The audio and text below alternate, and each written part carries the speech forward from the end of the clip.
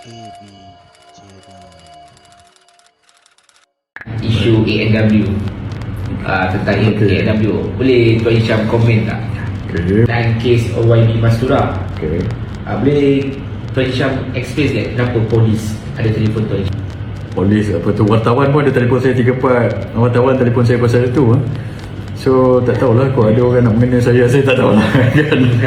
Pasal benda ni. Sebab tu saya nasihatkan pada YB Mastura, sebelum buat kenyataan apa-apa, siasatlah dulu.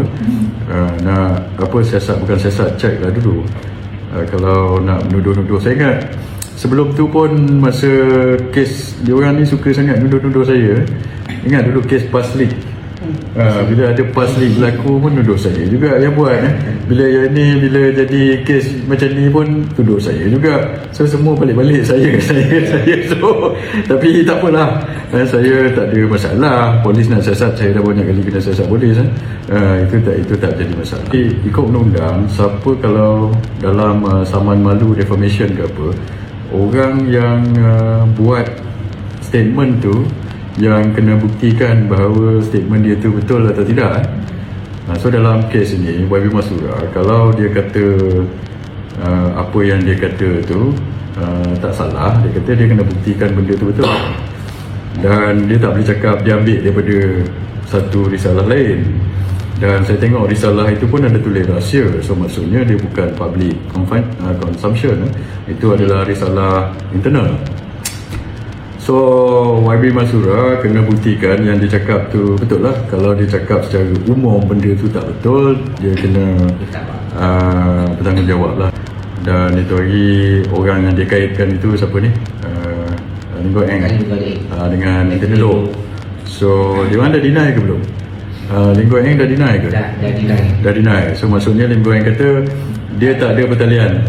Dan Anthony Loh pun kata tak ada pertalian. So kalau YB Mastura nak kata dia tak salah, YB Mastura kena buktikan yang Anthony Loh dengan Linggo Eng ni menipu lah, cakap tak betul. So ada pertalian, itu akan selesaikan masalah lah. Sekarang ni dia cakap macam ni, dia cakap macam ni. Lepas itu dia kata orang lain yang tulis. Kalau awak ambil benda itu daripada satu risalah, awak yang cakap, awak kena bertanggungjawab lah. Macam itu pada saya. Saya ingat YB Mastura ni ingat orang tu Tuan Hisham dia. Itulah satu tabarnya Ali Abdul semua saya lah. Timeline tu dah tak betul, nombor satu kan. Lepas tu dah lah BNCOM, saya tak tahulah siapa BNCOM ke apa benda kan. Lepas tu dulu pun samalah, Sanusi pun tuduh saya macam-macam. So balik-balik saya je lah. Paling hangat lah isu ANW, tentang ANW, boleh Tuan Hisham komen tak?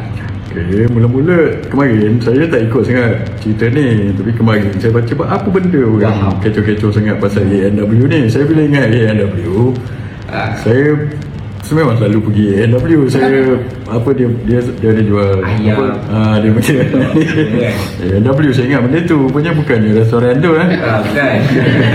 Sebab saya tak ikut benda ni. Lepas tu saya baca balik, benda ni perasaan malu tak perlu perasaan malu.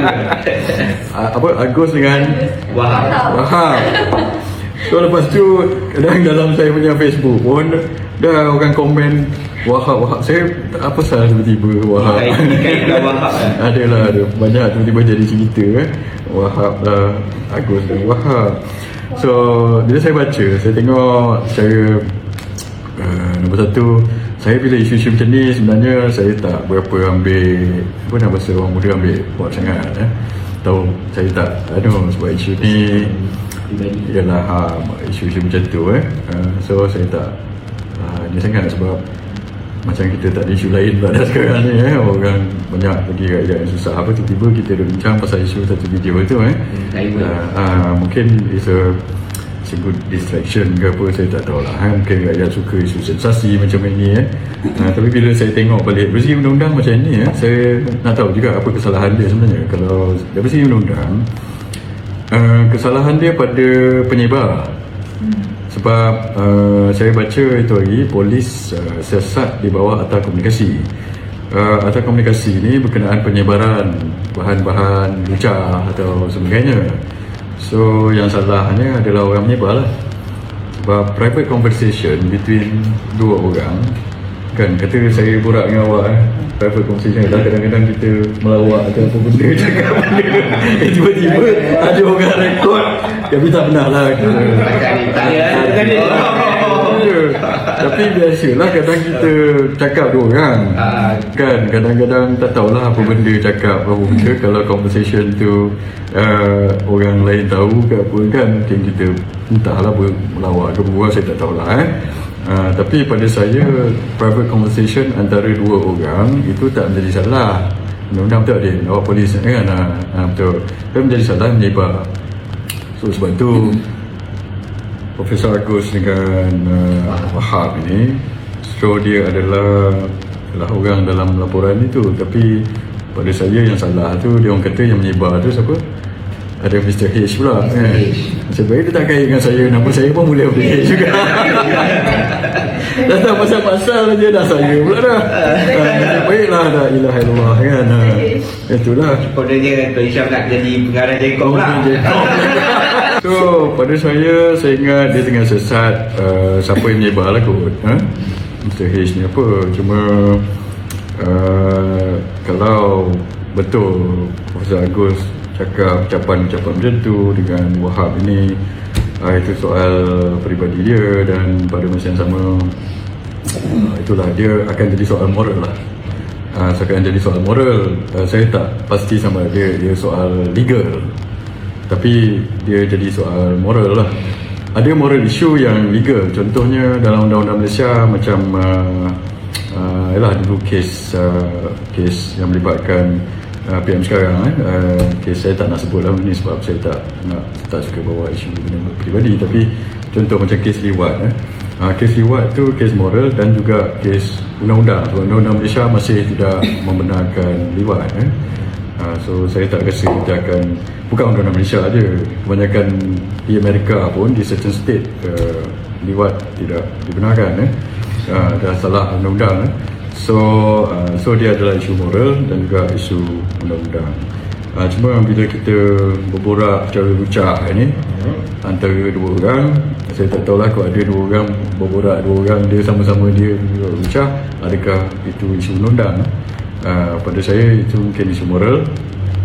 Tapi kalau dia buat live ataupun rekod sebarkan ucapan lucah, itu menjadi isu undang-undang. Cuma saya tak nak fokus dengan isu itu sebab pada saya saya nak bincang pasal isu yang lagi rakyat lagi cuma susah. Dalam isu tu masa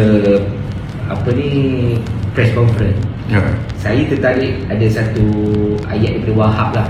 Dia kata dia yang rakam dia rekod conversation tu disebabkan Mr. H janjikan jawatan untuk frame Mr. Agus. Adakah itu dalam bentuk sebenarnya dia nak terima rasuah? Boleh jadi. Sebab dalam akta SPRM dia nyatakan bentuk timbal balas tu bukan saja kewangan. Kalau bagi apa orang kata jawatan atau apa-apa benefit termasuklah perkara itulah. So itu menjadi kesalahan di bawah akta SPRM. Kalau itu bukan saja isu moral, ia menjadi isu undang-undang juga. Dan benda-benda inilah dalam politik Malaysia ini buat rakyat tak percaya pada ahli politik. Bila ada konspirasi nak menjatuhkan orang ini dan sebagainya. So pada saya pun ahli politik juga sekarang. Pada saya macam ni lah. Kalau kita tak mau dikonspirasikan, nombor satu jangan buat, kan? Itu saja. Sebab tu saya kerja dalam kerajaan 20 tahun. Saya tak ada masalah itu. Orang nak konspirasikan saya ke saya ini ke, susah sebab saya tak buat. So saya memang dalam politik ni sentiasa ada orang akan lagi tinggi kita naik, lagi ada orang yang menjatuhkan kita, ada orang nak mengecam kita. Sebab biasalah itu politik, itu lumrah politik. Tapi pegangan saya ialah kalau awak tak buat, awak tak perlu takut. Begitulah saya punya pandangan. So jangan Jangan buatlah benda-benda itu. Kalau kita buat benda-benda itu dan ada orang nak menjatuhkan kita, ada konspirasi pula, perangkap pula, itu yang jadi lagi teruk. Kalau kita ada pegangan, ada prinsip pada saya dan kita tak buat benda-benda macam tu, orang nak jatuhkan kita itu perkara biasa lah. Kita berserah pada Allah SWT je. Tuan Syam, ramai orang kata nampak dan pastikan lah Tuan Syam ni lantang tegur kepimpinan. Okay. Ada orang kata ikut sajalah dan menolak kepada pemimpin. Apa komen Tuan Syam? Okey. Saya negur bila saya nampak benda tak betul, saya negur lah. Dan saya ikut dulu ada hadis ke apa, saya rasa hadis, saya kata kalau nampak satu yang tak betul, awak tegur dengan tindakan, dengan tangan. Kalau tak boleh dengan tangan, dengan mulut. Kalau tak boleh dengan mulut, dengan hati. Itu selemah-lemah iman. Kalau pemimpin tu membawa awak masuk gaung, macam mana? Dalam perang dunia pertama, ada seorang general ni, nama dia Douglas Haig. So general ni dekat British, dia British punya army, dia field marshal pada ketika itu. Dan general ni dia masa perang dunia pertama tahun 1915-1916 saya tengok macam tu, ke sebelum masa itu dia lawan tentera Jerman. Dan general ni dia memang tak dengar cakap orang lah. Dia percaya dia betul. Dan masa satu peperangan battle, masa perang dunia pertama, dia lawan tentera Jerman. Satu hari tu 60,000 dia punya askar mati sebab dia tak nak dengar cakap orang. So orang dah cakap dengan dia pada tu, penasihat dia kata tentera Jerman ni ada senjata baru, iaitu machine gun. So pada dia kata tak apa, kita ikut dia punya teori. Dia kata kita ramai, Jerman tu sikit, awak pergi aja ke depan. So mati kita mati tak apa, kita ada lagi, mati tak apa, ada lagi. So lama-lama kita dah dekat dengan tentera Jerman tu. Kalau kita ada lebih daripada tentera Jerman, kita akan menang, dia cakap. Padahal dia tak tahu tentera tu ada machine gun. Dia tak nak dengar cakap orang. So hari pertama 60,000 orang mati. Bila 60,000 orang mati, dia tak nak dengar lagi cakap orang. Dia hantar lagi 20,000 lagi mati. Yes. So lepas itu hari pertama itu dianggarkan 110,000 orang mati. Hari pertama. Dan lepas tu 2-3 hari lepas itu, dalam ada satu lagi pertempuran, anggaran Winston Churchill masa itu belum lagi jadi Perdana Menteri. Masa Winston Churchill jadi Perdana Menteri atau Menteri Pertahanan berapa tahun selepas itu, Winston Churchill komen balik, dia kata ada satu hari general ini telah menyebabkan 250,000 orang mati, askar British. Dan selepas itu pakar-pakar sejarah menganggarkan kematian di bawah keputusan general ni aja masa perang dunia pertama adalah 2 juta askar British. Sebab keegoan dan strategi dia yang tak betul. So masa perang dunia pertama, lepas perang dunia pertama, of course pihak Allied ni menang, tapi bukan pasal general ni, pasal bantuan daripada Amerika, General Pershing ke apa nama dia, saya tak ingat. Kalau tak ada bantuan Amerika, mungkin dia kalah. So cuma general ni, lepas dia hilang 60,000 mati, lepas tu tambah lagi 20,000 mati, lepas tu sampai 250,000 mati, kenapa dia berterusan buat keputusan-keputusan itu? Pakar sejarah pun kaji, termasuk Winston Churchill punya komen, sebab di keliling dia ramai pegawai-pegawai keliling dia yang kaki bodek, yang bagi tahu dia betul, dia buat tu bagus, betul, tak apa, mati ramai pun keputusan dia adalah betul. Terbaik. Yes. So pegawai-pegawai yang ikut general ni ataupun ni, so general ni pun rasa seronok, dia rasa dia betul walaupun kadar kematian tinggi, dan mungkin dia rasa dia malu, dia pun in denial. Dia pun terus menerus tak dengar cakap orang, sampai akhirnya anggaran kematian selepas itu, historian anggarkan lebih kurang 2 juta orang mati atas kesilapan dan keegoan general ini. Dan kematian itu boleh dielakkan dan tak sepatutnya berlaku. itu. So sebab itu sebagai pemimpin kita tak boleh lah, kalau awak askar British masa itu, awak tahu benda ini, takkan awak nak walak aja, betul? Dia membawa kepada kehancuran lah. Dan bukan senang kita nak tegur pemimpin ni. Pada saya, bila kita tak tegur, memanglah kita akan dikecam kan. Nabi dulu pun banyak dikecam bila dia bawa Islam, dia kena kejam dengan batu masa perjalanan pergi ke Taif, orang nak bunuh dia dan sebagainya. So pengajaran daripada itu, kalau kita yakin dengan perjuangan kita, dan itulah yang kita kena buat walaupun cabaran-cabarannya banyaklah pada saya begitulah. Okey, pada 2 Disember ni undi untuk PRK Kemaman. Untuk Tuan Hisham selalu tengok sebelum dan KIT apa semua, apa ni, pilihan raya sebelum ni, apa pendapat Tuan Hisham dan peluang kita BN Barisan Nasional di Kemaman? Kalau di BN adalah General Pandi Tan Sri Pandi ni kawan saya. Dulu saya kenal dia tahun 2014, 9 tahun. Masa tu sama-sama buat operasi banjir di Kelantan. Dia 2014, masa tu dia Panglima Tentera Darat sebelum dia jadi Panglima Angkatan Tentera. Saya dulu di JPN. Masa tu Datuk Najib Perdana Menteri, Datuk Najib tugaskan saya untuk buat operasi banjir di banjir besar Kelantan. Dan sama-sama masa tu saya buat dengan Tan Sri Raja Pandi lah. So saya kenal dia dah lama. Dan kalau ialah rakyat Terengganu, saya ingat boleh bagi peluang kepada Raja Pandi lah. Dia bekas askar, bekas jeneral 4 bintang. So kalau dia masuk parlimen akan jadi satu aset lah kepada rakyat Terengganu. Apa hasrat dan hala tuju Tuan Hisham selepas ni? Saya punya hasrat ada 2 perkara lah. Nombor 1, saya nak usahakan supaya kita dapat keadilan untuk Datuk Seri Najib lah, kawan saya. Datuk Seri Najib, macam kes Datuk Najib, banyak kita nampak ketidakadilan pada kes dia tu.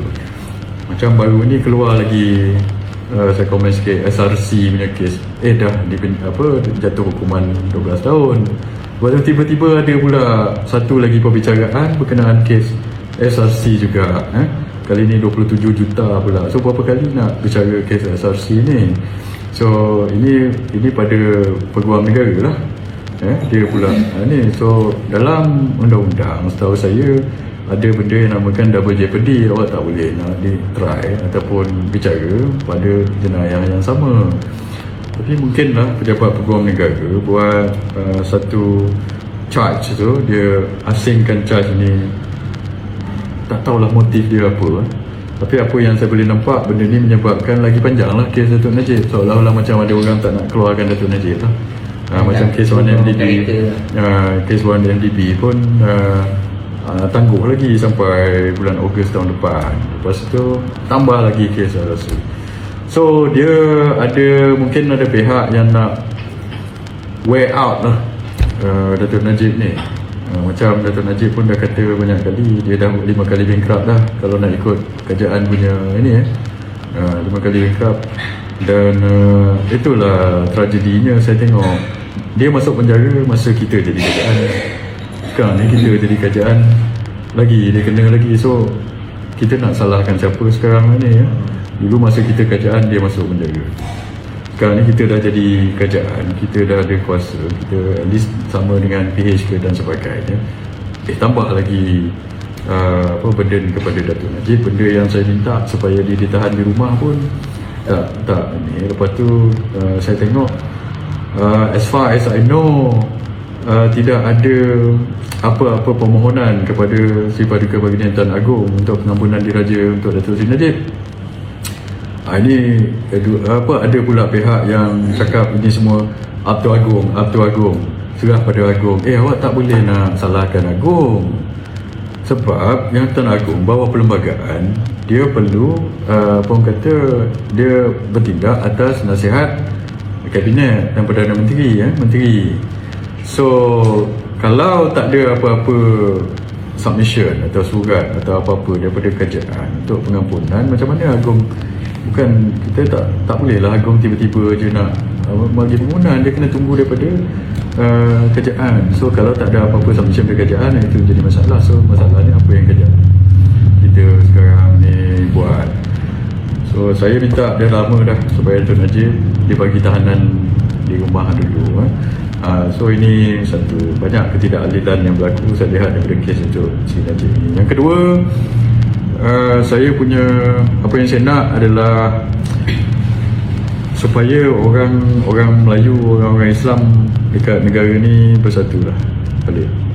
Bersatu. Itu yang saya nak buat lah. I will make it my personal fight, you know. Saya tak tahu dalam politik ni will take me dekat mana. Saya bukan macam setengah orang dia ada target-target dia. Ini setakat nak jadi menteri, nak jadi Perdana Menteri apa, saya tak macam itu. Tapi ada certain benda yang saya akan perjuangkan. Sebab orang Melayu di negara ni dah banyak sangat pecah. Bila pecah tu yang merugikan kita. Kalau tengok dalam kes Palestin dengan Israel, dikeliling Palestin tu, tanah Palestin, tebing barat Gaza tu, semua negara-negara Arab tu, negara Islam tapi mungkin sebab orang-orang Islam dekat situ berpecah juga, maka orang Israel yang sikit ni pun kita tak boleh nak kalahkan. So yang jadikan Malaysia ni mungkin macam itulah. So Melayu ramai banyak sangat pecah. So tiba-tiba ada orang yang ambil kesempatan, mungkin itu yang dia nak. Sebab tu dia fight untuk, ada mungkin orang fight untuk apa orang kata, macam saya sebut Malaysia dan sebagainya. Saya tolak benda ni sebab Malaysia itu adalah nak hapuskan hak insan orang Melayu dan sebagainya. Kalau orang Melayu berpecah, tak mustahil satu hari nanti ada pihak yang nak menghapuskan hak-hak ini. Itu tak mustahil pada saya. So ini yang saya nak buat balik lah. Kalau boleh, dulu kita ada UMNO pecah di PAS, lepas tu UMNO PAS PKR, lepas tu UMNO PAS PKR PPDM, kan, lepas tu ada lagi banyak parti dan sebagainya. So saya akan usahakan benda ini. Ada beberapa apa orang kata, cabaran yang kita nak kena ni. Macam orang semua tahu saya tak pro siapa-siapa. Saya tak pro PH, saya tak pro PN. Saya kritik PH, pada masa yang sama pun saya kritik PN. Saya pro UMNO. Saya nak UMNO ni jadi parti yang menyatukan orang Melayu balik lah. Macam PN tadi pun saya kritik dah. Macam ni pasal Mastura tu saya kritik. Dan Rafizi tadi di Parlimen, apa dia cakap, dia kata Perdana Menteri yang sepatutnya jadi Menteri Kewangan, tadi dia cakap macam tu. Saya tak setuju ni. Dulu awak cakap lain dulu awak cakap orang-orang PH ni masa nak buat reformasi, dia kata Perdana Menteri tak boleh jadi Menteri Kewangan. Sebab apa, Menteri Kewangan tanya pada Perdana Menteri, Perdana Menteri tanya pada Menteri Kewangan, macam itulah. Tapi sekarang awak pergi Parlimen, awak pula cakap yang paling baik sekali jadi Menteri Kewangan adalah Perdana Menteri sendiri. So Gaya tak lupa benda ni. Bila dia tengok macam ni, awak tak konsisten. Lepas tu dia ingat dia rasa awak menipu.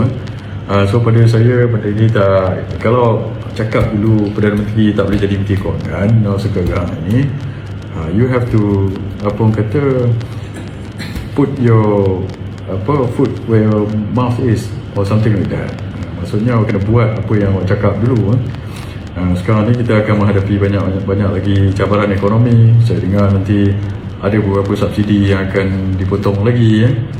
So macam mana kita nak tangani benda tu. Sebab tu saya tak fokus sangat pasal isu ANW apa semua tu. Sebab saya fikirkan ekonomi macam ni apa nak jadi. Dan satu, lepas tu pasal penyatuan orang-orang Melayu ini, kalau tidak negara kita habislah. Itu hal tuju saya. Saya nak fokus pada benda ini A B J